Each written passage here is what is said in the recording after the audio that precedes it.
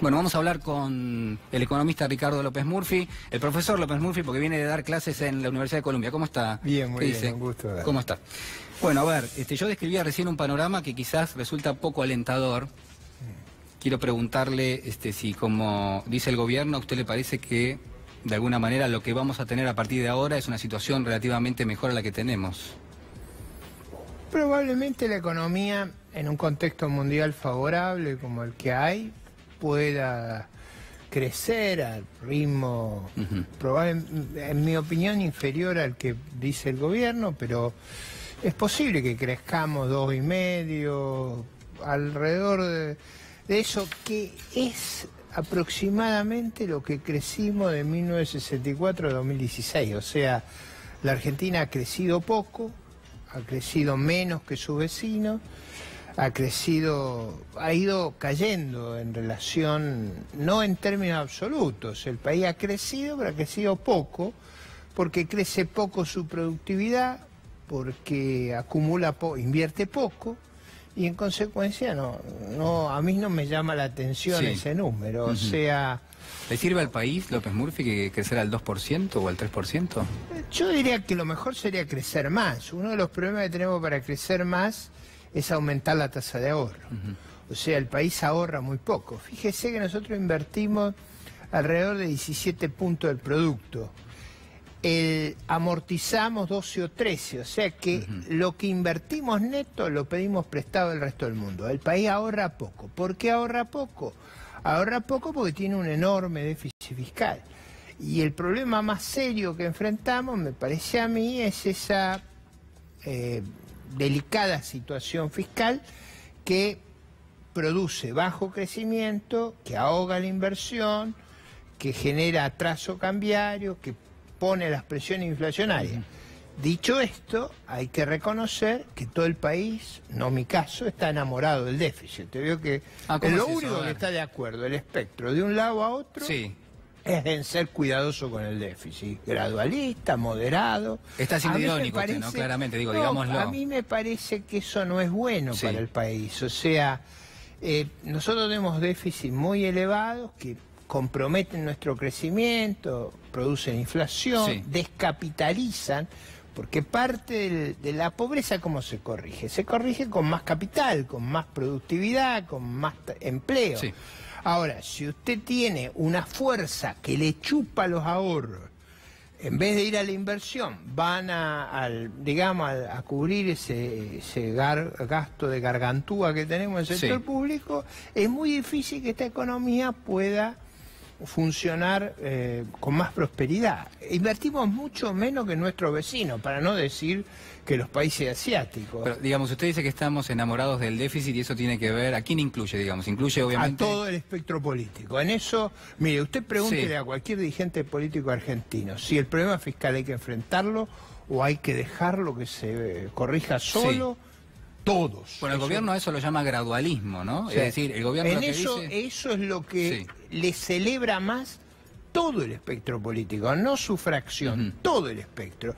Yo no escucho en la oposición un planteo como el que yo hago, o sea, de decir, bueno, el problema fiscal ha sido la cruz de la Argentina, es un problema de una enorme gravedad, nos ha limitado en competitividad, en inversiones, en crecimiento. Usted no escucha ese planteo. Expliquemos que cuando hablamos del problema fiscal es que al gobierno no le alcanzan los recursos que tiene para el gasto que tiene y que habitualmente en años previos... A pesar de los aumentos enormes que ha habido en las tarifas. O sea, bueno, eso a pesar de lo que se ha hecho, ¿por qué? Porque el gasto creció espectacularmente a lo largo de los últimos 15 años. O sea, yo le estaba diciendo recién algunas cifras. 1.490% que subió la luz, 1.000% el agua, 1.300% el gas. Usted dice yo ahí haría una salvedad. Estuvieron muchos años congelados. Yo lo que hago es comparo con el año 2000, un año que la economía estaba razonablemente bien organizada. Si usted compara con el año 2000, usted ahí ve más o menos todo subió como la inflación. Algunos precios públicos todavía están debajo. Cuando usted lo mira en el largo plazo, Ahora, ¿qué es lo que usted ve ahí? Ve inflación, siempre inflación, porque estamos adictos, como estamos adictos al déficit, estamos adictos a la inflación. Otro tema de gran consenso. Todo el mundo dice, bajemos la inflación, pero no se hace lo que hay que hacer para bajar la inflación, que es básicamente disminuir el déficit fiscal y la creación de dinero que se asocia a financiar el déficit. El gobierno, usted está diciendo que prometió primero controlar la inflación y dijo que era un fenómeno monetario, significaba que no tenía... En eso tiene razón. Está bien, es monetario. Eso es una cuestión de álgebra. Bueno, perfecto. Sí, yo tomé clases con usted, así que claramente digo, en ese sentido lo tengo claro. Ahora, la pregunta es lo siguiente. Si el gobierno dice que tenía que emitir menos dinero para generar menos inflación, ¿por qué emite dinero ahora, al 30%? Bueno, básicamente porque tiene un desequilibrio remanente y porque hay otro aspecto que no se considera, que es que el gobierno no recibió reserva, en realidad recibió reserva negativa y ha estado comprando reservas, pero no las compró con superávit fiscal, las compró emitiendo dinero. Y ahí usted tiene el paquete de qué es lo que causa la inflación, o sea, financiar el desequilibrio y acumular las reservas, porque las reservas son como un inventario. Si usted quiere más inventario de petróleo, tiene que comprarlo. Tiene que comprarlo. ¿Y cómo lo compra? Si usted no tiene recursos... Emite pesos para comprar los dólares que trae el gobierno. Mire, ahí no hay ningún secreto. Los números... Fíjese, la expansión monetaria de los últimos 12 meses es alrededor del 30%. La inflación es 25%, en ese orden. El crecimiento es 3%. Si usted suma o multiplica en realidad 1.25 por 1.03, que es la forma de hacer la cuenta, le da 30%. No hay nada que no esté en el protocolo, en el manual. Es lo primero que yo enseño, como usted fue alumno mío, lo sabe. Bueno, a ver, López Murphy, porque está claro que hay un problema que es la emisión de dinero. Por otro lado, hablaba yo recién de la deuda, el gobierno endeudándose entre 30 y 40 mil millones de dólares por año. No es sostenible, no es sustentable, es decir, claramente no se puede seguir con eso. Bueno, eso lo reconoce el propio gobierno. El compromiso del gobierno, después veremos si lo cumple o no, es ir bajando el déficit sistemáticamente. Si usted quiere, ahí hay yo no creo este año que sea tan difícil, creo que el año que viene va a ser muy exigente y el que sigue también, porque hay que seguir reduciendo. Ahora, yo creo que ese compromiso es decisivo. Si no cumplen eso, vamos a tener una crisis. Bueno, hoy tenemos el dato de inflación de marzo, 2,3%. El gobierno dice, proyecta una inflación para el año del orden del 15%, al menos esta era la meta de inflación. No la va a cumplir claramente. No cumplió la del 25%. ¿Es a propósito que lo hace y por qué lo hace el gobierno? Yo diría, se han fijado metas al comienzo exageradamente ambiciosas para la situación fiscal, de corrección de precios relativos que había, de las inercias que hay en la economía argentina. Acuérdese usted la lluvia de inversiones, eso tampoco ocurrió. La inflación no es una cuestión tan sencilla, porque arreglar el déficit, si no hemos podido por tantos años, porque yo le decía que hay una resistencia cultural. Es decir, no digo lo que... Si usted los pone frente a mí, van a decir, no, hay que bajarlo. Porque lo que yo digo es casi una cuestión, es como cuando el médico le dice, no fume, no tome, haga ejercicio, coma moderadamente, váyase a dormir temprano. ¿Ves? Lo que es atractivo es el pecado, es apartarse de esas cosas. Bueno, a nuestros políticos, si usted lo agarra mano a mano, le va a decir, hay que ser una política fiscal responsable. Cuando tienen que tomar decisiones, es como el que fuma, el que toma, etc. ¿Esto termina bien, López Murphy, o de alguna manera usted...? Bueno, sí, yo digo, eso depende mucho de varias cosas. Una es que cumplan la política fiscal, eso es debido a muerte. Es decir, que gaste menos el gobierno. Yo diría que el déficit vaya bajando sistemáticamente, por lo menos lo que... Yo creo que hay que bajarlo más, pero por lo menos lo que dijo el gobierno. Eso es debido a muerte. Si eso no se cumple, ahí hay un... Ahora, a usted le gusta mucho el ajuste, veo, porque finalmente lo que dice es hay que recortar todo el tiempo, digamos. No, fíjese... Ahora, ¿no se quedan muchos millones de argentinos afuera? Fíjese usted el prejuicio. No, yo no soy prejuicioso. Usted mismo me dice el ajuste, pero si en realidad es todo a favor. Porque si usted no tuviera este déficit, tendría más inversión, tendría más empleo, tendría más capitalización, tendría mejores salarios, porque los salarios dependen del capital que usted pone por trabajador. Tendría más inversión viniendo del resto del mundo, tendría un tipo de cambio más competitivo.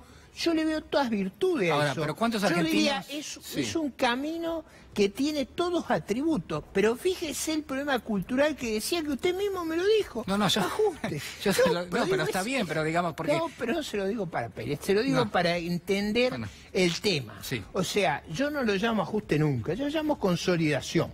Es volverse más sólido, más firme, más creíble, más vigoroso. Eso es lo que hace un país. O, por ejemplo, el país que es ejemplar en esta materia es Alemania.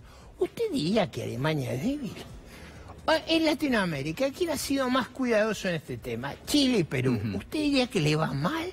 Y yo diría, a esos países le va bien en asuntos económicos. Eso no alcanza. O sea, recientemente Perú ha tenido crisis políticas muy severas. O sea, no alcanza con tener una política económica ordenada ni buenas instituciones. Usted necesita un sistema político que acompañe. Un sistema político que tenga valores culturales que sean pro crecimiento, creando un mundo que sea más de oportunidades para todos, si usted quiere hasta más igualitario. Ahora, el gobierno recibe precisamente una economía con algunas falencias importantes, la falta de reservas, el tema del cepo cambiario, pero también recibe... La venta de dólares futuro. La venta de dólares futuro, pero también recibe un gobierno que de alguna manera había ampliado mucho la agenda en temas sociales, la asignación universal por hijo, creo que si no me equivoco, más de 20 millones de argentinos reciben algún pago por parte del Estado en este momento. Sí. Digo, ¿qué hay que hacer con eso? ¿Hay que recortar eso? ¿Se puede recortar eso?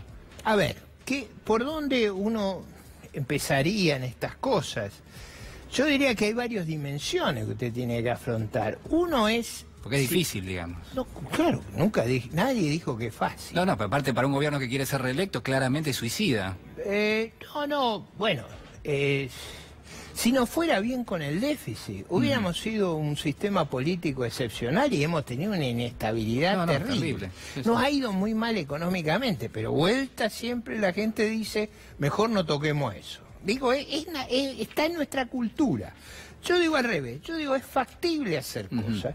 Por ejemplo, una forma de hacer es tomar el presupuesto del año 2000 y tomar el del 2018. Y usted compara ambos. Y bueno, ¿qué es lo que justificaría el aumento del gasto? Las cápitas. Sí. Si usted quiere auxiliar a los niños para que tengan nutrición y una mejor atención sanitaria y un mejor nivel educativo. Mucha pobreza en Argentina. Ese tema es un tema. Ahora, claramente eso no es la totalidad del problema del sector público.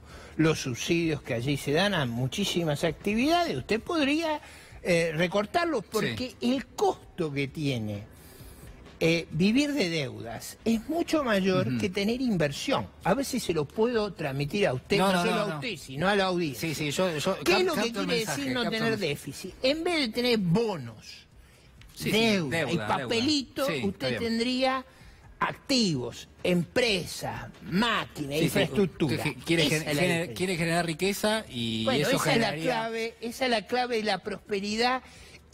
Mira, acá le voy a decir algo que a veces se entiende mal en Argentina. La prosperidad y el desarrollo económico tienen un sentido muy progresivo en la vida, muy sano. O sea, los países que están más desarrollados son mejores para vivir, no solo en el sentido económico, sino en el respeto de los derechos civiles, en el respeto de los derechos políticos, en el respeto y la convivencia entre las personas. O sea, hay una buena lección de vida en ser próspero, no solo por lo material, sino por todo lo que rodea lo material. Ahora, ¿hizo bien el gobierno entonces? Porque usted me está hablando de hacer recortes en temas sociales, pero el gobierno, por ejemplo... yo creo que dije... No, está bien, digamos, pero... Yo digo, a ver si se lo puedo poner en términos claros. Yo concentraría mi política social en los que no pueden trabajar. Los niños y los ancianos. No gastaría en auxiliar o subsidiar a personas que dependan que vivan de los demás. O sea, a mí me parece que ganar el pan con el sudor de la frente hace a la moral individual, a la autoestima, al sentido de ciudadanía. Si usted vive de la ayuda de los demás, no no es autónomo, No, no pero es está bien, independiente. pero a ver, hemos tenido muchas crisis, la crisis del 2001-2002 dejó mucha gente fuera del sistema de justamente trabajo. la clave de superar difícil esas para esa cosas gente. es capitalizar. No, bueno, digo, es ahí hace invertir. falta una asistencia del Estado. No, claramente. bueno, pero ahí viene, una opción es darle subsidio, la otra opción es crear empleo, es crear inversión, Sí, es está bien. hacerlo ganar el pan con el sudor de la frente. En eso hay una cuestión para mí muy decisiva. Ahora, ¿hace bien el gobierno, por ejemplo, en bajar retenciones al agro, en bajar retenciones a las mineras, en recortar lo que son los planes de jubilación? Vamos despacio ahí con las redes. ¿Qué problema teníamos a la salida del gobierno anterior? Teníamos una crisis dramática en el sector externo, porque nuestras exportaciones eran en el 2015 menores a las del 2008. O sea, habíamos tenido una caída espectacular, Sí, Julián. sí. Usted fíjese, en el 2011 exportábamos 85.000 millones, cuando asume el gobierno exportábamos 55.000. O sea, usted tuvo una caída dramática. Cayeron las importaciones. Ahora, las digo, exportaciones. si usted cayeron las exportaciones, 30.000 millones de dólares, usted me dice, póngale impuesto a las exportaciones, yo diría, bueno, usted lo que quiere es agravar el mal. Si algo necesita Argentina, si algo le falta a Argentina, son dos cosas: inversión y exportación. Esas son las dos cosas. ¿Cómo tenemos que crecer? Sí. Exportar para volvernos viables, para generar recursos genuinos. Invertir para capitalizar a nuestra mano de obra, para hacerla competitiva, para mejorar el nivel de vida. Yo no veo otro camino. ¿Está atrasado el dólar, el tipo de cambio? ¿El gobierno de alguna manera se enamora de una receta vieja, esto de atrasar el tipo de cambio para que no le genere inflación? A ver, ¿por qué el tipo de cambio está sobrevaluado? De nuevo, vamos, vuelta al... El déficit. Claro, porque ¿qué es lo que hace el déficit? El déficit emite deuda externa y usted reemplaza por los dólares de la deuda Traemos los dólares de lo afuera. que tendría que generar por exportaciones. Fíjese el mal que le hace el déficit. Sí, vamos a le buscar baja dólares de las afuera. exportaciones. Si usted no trajera los dólares Sí. por deuda, lo generaría con exportaciones, que es mucho más sano, es mucho más productivo. Pero eso hay que tener una obsesión con él, porque si usted no tiene una obsesión como tenían los alemanes tuvieron una de las peores hiperinflaciones de la historia. Eso les llevó a una tragedia Han posterior. quedado marcados totalmente Bueno, por ese tema. esa lección la aprendieron. Nosotros tuvimos dos hiperinflaciones y todavía me tengo que pasar toda la noche explicando por qué la emisión de dinero y el déficit son peligrosos. Hablaba usted que faltaba ahorro interno y en algún caso también muchos argentinos, generalmente el que puede, trata de proteger lo que son sus ahorros. Lo hace de diversas maneras, algunos hacen comprando algún tipo de propiedad, aquellos que tienen más recursos, el que tiene menos recursos prácticamente lo hace comprando algún dólar, y aquel que no tiene nada lo que tiene que hacer es pagar la inflación directamente, y es un impuesto que es totalmente regresivo. Digo, en ese contexto, ¿el gobierno, usted ve que en algún momento va a poder controlar la inflación, o es una promesa vacía, o es una promesa que nos hace nada más que para que sigamos votándolo, pero no está cumpliendo? Si el gobierno baja sistemáticamente el déficit, la inflación va a bajar. Eso yo se lo puedo garantizar. Es verdad que nuestros ahorristas han sido muy castigados. Hay un trabajo reciente de la doctora Cecilia Rumis que narra 5 episodios de confiscación de los depósitos. No hay otro país donde a usted... Yo tenía plata y de pronto me dijeron, no, el gobierno se la apodera. O sea, pasó muchas veces. No es que pasó una vez una normalidad, pasó muchas veces. Imagínese la mentalidad de un liderazgo político cuya lógica es apoderarse de los depósitos de la gente. Es lógico que acá vivan aterrados con los gobiernos. Ahora, eso no es sano. ¿A dónde viene eso? Eso viene de los déficits, cuando la desesperación y no consiguen cómo financiarlo, manotean. Entonces, acá, además no tener déficit, usted ve que soy sistemático. Sí, veo que la palabra déficit... Ese problema baja la tentación de hacer locura. O sea, cuando usted ha sido alcohólico, ni lo olfatea al whisky. Acá a eso hay que ponerlo lejos, porque cuando tienen la tentación, manotea.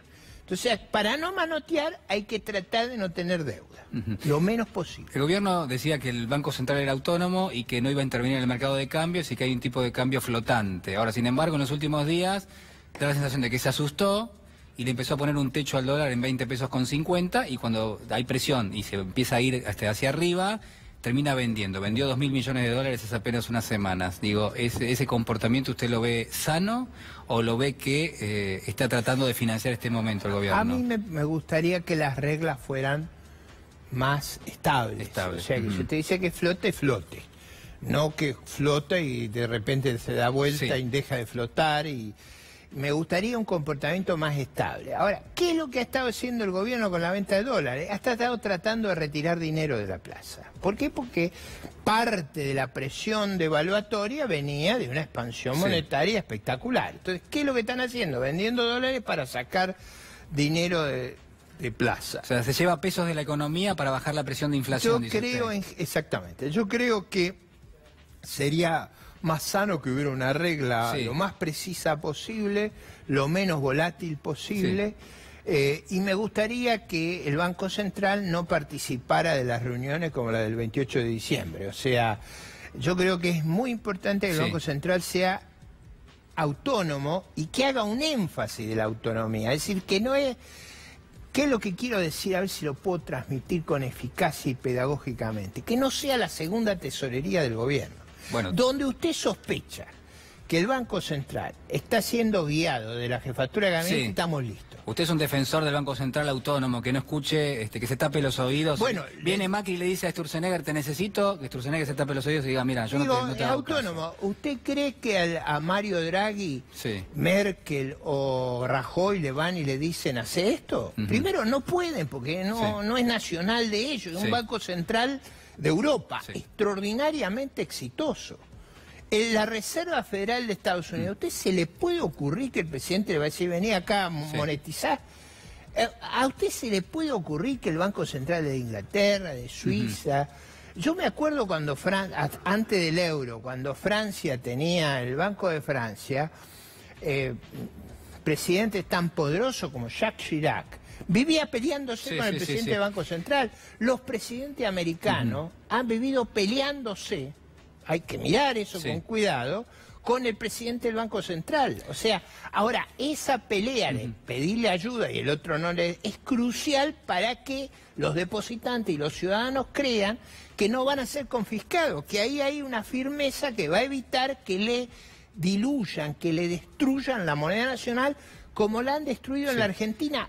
Julián, le hemos quitado 13 ceros a la moneda. Cada cero es 1000% de devaluación. 13. Señor, usted, señora que me escucha por televisión, ponga 1 y 13 ceros.